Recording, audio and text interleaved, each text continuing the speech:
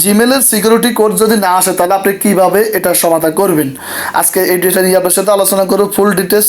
মতন আমরা যখন জিমেলে সিকিউরিটি কোড আসে না তখন আমরা কিন্তু অনেক বিপদে পড়ে যাই, ঠিক আছে। তখন আমাদের জিমেলে যে নাম্বার দিয়ে সিকিউরিটি কোডটা আপনারা অপশনটা অন থাকে, টু শিফটার বেশিক্ষণ অন, ঠিক আছে। তখন আমরা কিন্তু অন্য কোনো জায়গায় যদি আপনাদের জিমেলটা লগ ইন করি তখন কিন্তু সেই নাম্বারে একটা কোড আসে, সেই কোডটা যদি না আসে তাহলে কিন্তু লগ ইন করতে পারি না।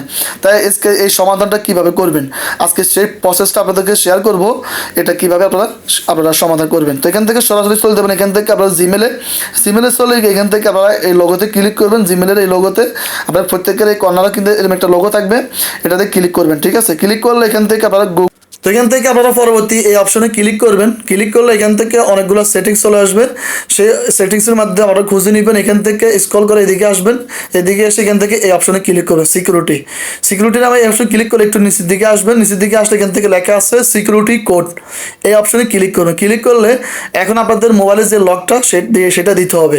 দেওয়ার পর এখান থেকে আপনারা দুইটা অপশন পেয়ে যাবেন, আপনাদের সংখ্যা পেয়ে যাবেন।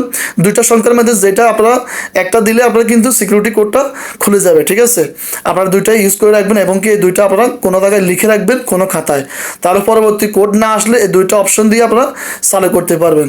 যদি অবশ্যই বুঝতে প্রবলেম হয় তাহলে অবশ্যই এই ভিডিও নিচে কমেন্ট করে জানাবেন, আমরা আপনাদের কমেন্টের মাধ্যমে বুঝিয়ে দেওয়ার চেষ্টা করি। তো এই ধরনের ভিডিও পেতে অবশ্যই আমাদের চ্যানেলটি যারা এখনো সাবস্ক্রাইব করেন তারা অবশ্যই সাবস্ক্রাইব করে আমাদের পাশে দেখবেন, আর যারা ফেসবুক থেকে দেখছেন ফেসবুকটা অবশ্যই ফলো দিয়ে রাখবেন।